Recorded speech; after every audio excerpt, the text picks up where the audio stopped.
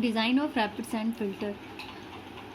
तो last time हमने पढ़ा था इसकी वर्किंग के बारे में। वर्किंग में नॉर्मली वही था कि जो इसका अरेंजमेंट था वो सिमिलर था स्लो सैंड फिल्टर के, जिसमें हमने ग्रेवल लेयर बिछाई थी सबसे बॉटम लेयर पे, और ग्रेवल लेयर भी थोड़ा एक अंडर ड्रेनेज सिस्टम के ऊपर सपोर्ट एक प्रोवाइड कर रही थी। और ग्रेवल लेयर का जो मेन रोल होता है यहाँ पर वो सैंड को सपोर्ट प्रोवाइड करना होता है।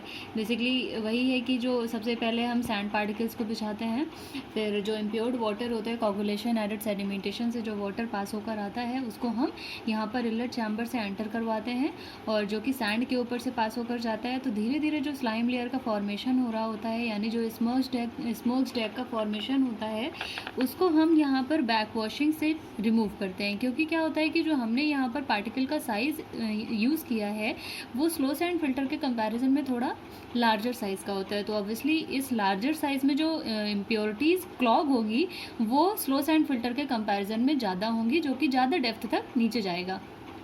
तो हमें बॉटम तक प्यूरीफाई करने के लिए फिल्ट्रेशन प्रोवाइड करने के लिए हम साइड से बैक वॉशिंग करते हैं और कंप्रेस्ड एयर को भी यूज़ करते हैं। तो लिखा हुआ है यहाँ पे the role of gravel layer is to support the sand layer, support करने के लिए होता है, and to pass the back wash water साथ में जो बैक वॉशिंग वाटर होता है हम ग्रेवल लेयर से बॉटम साइड से अपवर्ड साइड की तरफ हम मूव करवाते हैं। यानी जो इम्प्योरिटीज़ होती हैं जो ऊपर यहाँ पर बना हुआ है, ये जो यहाँ पर ये वॉश वाटर ट्रफ है, इस वॉश वाटर ट्रफ में स्टोर हो जाती हैं इम्प्योरिटीज़, और हम क्या करते हैं इन इम्प्योरिटीज़ को सेटल डाउन करवा लेते हैं, वॉल्व नंबर 2 से बाहर निकाल देते हैं, और फिल्टर वाटर क्या होता है अंडर ड्रेनेज सिस्टम में स्टोर होना स्टार्ट हो जाता है। साथ में क्या है, नेक्स्ट पॉइंट क्या है, the filter is designed for maximum daily demand. हमको पता है कि स्लो सैंड फिल्टर हो या फिर रैपिड सैंड फिल्टर हो, वो हमेशा ही मैक्सिमम डेली डिमांड के रेस्पेक्ट में डिज़ाइन किया जाएगा। साथ में यहाँ पर क्या है कि बैक वॉशिंग हम प्रोवाइड कर रहे हैं, तो बैक वॉशिंग करने के लिए भी हमको जो वॉश वाटर हमने यानी फिल्टर्ड वाटर हमने इस्तेमाल किया था वो टोटल डिस्चार्ज का 2 to 5% लेते हैं। 2 से 5% कुछ भी हम ले सकते हैं, प्लस इसमें ऐड कर दिया जाता है। नेक्स्ट है रेट ऑफ फिल्ट्रेशन कितना होना चाहिए। रेट ऑफ फिल्ट्रेशन हमें पता है स्लो सैंड फिल्टर के टाइम पे अपना 100 to 200 लीटर पर मीटर स्क्वायर पर आवर था, बट यहाँ पर क्या है जस्ट 30 टाइम्स हायर होता है, 3000 to 6000 लीटर पर मीटर स्क्वायर पर आवर होता है। यहाँ पर लिखा भी हुआ है FR यानी rate of filtration of slow sand filter is equals to 1/30th into FR of rapid sand filtration. Next है जो पूरा ये प्रोसीजर है बैक वॉशिंग का, उसमें maximum to maximum 15 to 30 minutes लगता है, यानी 30 मिनट्स अराउंड इसमें कंज्यूम होता है। जबकि जो स्लो सैंड फिल्टर का टाइम पीरियड था वो 1 to 3 मंथ जाता था। अगर बहुत ज़्यादा इम्प्योर्ड वाटर है तो ये 6 मंथ भी वेरी कर सकता है, 12 मंथ भी वेरी कर सकता है, पर यहाँ पर क्या है 15 to 30 मिनट्स मैक्सिमम इस टाइम पीरियड इसका 30 मिनट होता है। साथ में जो बैक्टीरिया को रिमूव करने की एफिशिएंसी होती है वो इसकी स्लो सैंड फिल्टर के कंपैरिजन में थोड़ी कम होती है, बट टाइम पीरियड कम होने की वजह से हम इसको आज के टाइम पे सबसे ज़्यादा यूटिलाइज करते हैं। नेक्स्ट है जो डिस्चार्ज है बैक वॉशिंग के लिए, जो डिस्चार्ज की कैपेसिटी होगी वो 6 to 16 टाइम्स हायर होती है ड्यूरिंग फिल्ट्रेशन। अब साथ में जो वेलोसिटी चाहिए बैक वॉशिंग के लिए, जो कि बॉटम टू टॉप मूव करने की वजह से इसको हम अपफ्लो वेलोसिटी कहते हैं। तो जो ये अपफ्लो वेलोसिटी होती है उसकी रेंज 15 to 20 सेंटीमीटर पर मिनट तक ये मैनेज हो सकती है।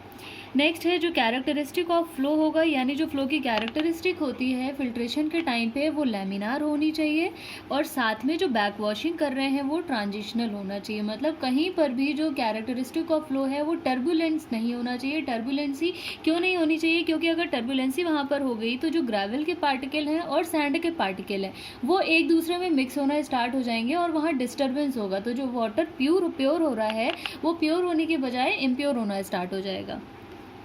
साथ में जो एरिया रिक्वायर्ड है वो 10 to 80 मीटर स्क्वायर चाहिए होता है। इसमें बैक वॉशिंग पता है हमको 6 to 16 टाइम्स ऑफ फिल्ट्रेशन ले सकते हैं।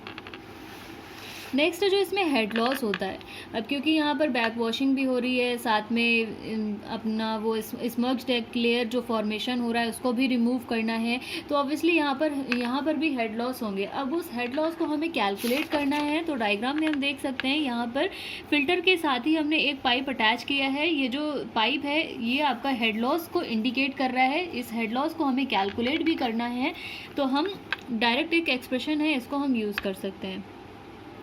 नेक्स्ट है जो वॉश वाटर ट्रफ हम इस्तेमाल करते हैं, जहाँ पर इम्प्योरिटीज़ जाकर सेटल डाउन हो जाती हैं, कलेक्ट कर ली जाती हैं, यहाँ से बाद में इनको एग्जिट कर दिया जाता है। उसकी डेप्थ या हाइट कितनी होनी चाहिए, तो बेसिकली जो इसकी डेप्थ हम लेते हैं सैंड के, यानी जो फिल्टर मीडिया लिया है उसकी डेप्थ कैपिटल डी थी, उसकी जस्ट हाफ हम इसको लेते हैं। साथ में जो इफ़ेक्टिव साइज़ था, इफ़ेक्टिव साइज़ हमें पता है कि स्लो सैंड फिल्टर में 0.2 से 0.3 लिया था, यहाँ पर हम जस्ट थोड़ा सा इम्प्रूव कर देते हैं या फिर इसको और ज़्यादा इंक्रीज़ कर देते हैं, जो कि 0.3 से 0.55 होता है। इसके साइज़ की ही वजह से हमको यहाँ पर बैक वॉशिंग प्रोवाइड करनी पड़ती है।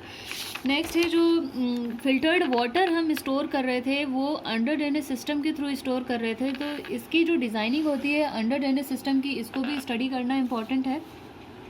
और यहाँ पर सबसे ज़्यादा पुटअप होने वाले क्वेश्चंस यही हैं कि मैनीफोल्ड को डिज़ाइन करिए या नंबर ऑफ़ लैटरल्स बताइए, लैटरल की लेंथ कितनी होगी, लैटरल का डाया कितना होगा, लैटरल की स्पेसिंग कितनी लेते हैं, तो ये सब क्वेश्चंस थोड़े पता होना चाहिए। तो देख लेते हैं एक एक करके। सबसे पहला है यहाँ पर जो फिल्टर्ड वाटर है जो कि इंक्लाइंड लैटरल्स रिसीव करते हैं, और ये फिल्टर्ड वाटर इंक्लाइंड लैटरल्स पास करवाते हैं सेंट्रल मैनीफोल्ड में, और यहाँ से वाटर को आगे की तरफ डिसइंफेक्शन चैम्बर की तरफ या फिर स्टोरेज रिजर्वायर की तरफ या फिर डिलीवरी पाइप सिस्टम की तरफ हम मूव करवा सकते हैं। तो सबसे पहला जो ये लैटरल इस्तेमाल होते हैं इसका लेंथ कितना होना चाहिए, ये हमारा 60 times of dimension of diameter of lateral ले सकते हैं। यहाँ पर लिखा हुआ है capital L is equals to 60 into diameter of the lateral drains. तो यहाँ पर जो नंबर ऑफ लैटरल्स यूज़ करते हैं उसको कैसे कैलकुलेट करते हैं, उसके लिए एक्सप्रेशन होता है capital L divided by SL plus 1।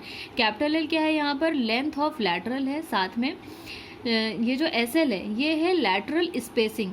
SL क्या है, लैटरल स्पेसिंग। ये जो स्पेसिंग यहाँ पर प्रोवाइड कर रहे हैं इस डायग्राम से देख लेते हैं, यहाँ पर नंबर ऑफ़ लैटरल्स यहाँ पर प्रोवाइड किए गए हैं, साथ में जो बीच में स्पेसिंग प्रोवाइड की है जिसको हम SL नाम देते हैं, ये 15 to 30 सेंटीमीटर हो सकता है। तो नंबर ऑफ़ लैटरल्स यहाँ से निकल आता है।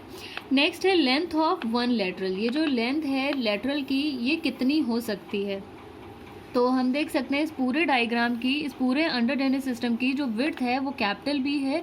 जब इस टोटल विड्थ से ये जो सेंट्रल मैनीफोल्ड की थिकनेस है जब इसको हम हटा रहे हैं, अब क्योंकि यहाँ पर दोनों साइड में लैटरल हम प्रोवाइड कर रहे हैं तो डिवाइडेड बाई 2 कर देते हैं। एक बार और देख लेते हैं, टोटल विड्थ से जब सेंट्रल मैनीफोल्ड के डाया को यानी थिकनेस को हटा देते हैं, सब्सट्रैक्ट कर देते हैं, डिवाइडेड बाई 2 कर देते हैं, तो वहाँ से लेंथ ऑफ वन लैटरल हम इजीली कैलकुलेट कर सकते हैं। साथ में ये जो लैटरल हम प्रोवाइड करते हैं ये 2 टाइप से प्रोवाइड कर सकते हैं, पहला परफोरेटेड होता है, दूसरा स्ट्रेनर होता है। अगर हमने परफोरेटेड टाइप इस्तेमाल किया है लैटरल का तो वहाँ पर हमको जो कंप्रेस्ड एयर है उसकी ज़रूरत नहीं पड़ती है, क्योंकि ऑलरेडी वेलोसिटी इतनी हाई होती है कि हमें वाटर को ऊपर उठाने की ज़रूरत, एयर को ऊपर उठाने की ज़रूरत नहीं पड़ती है।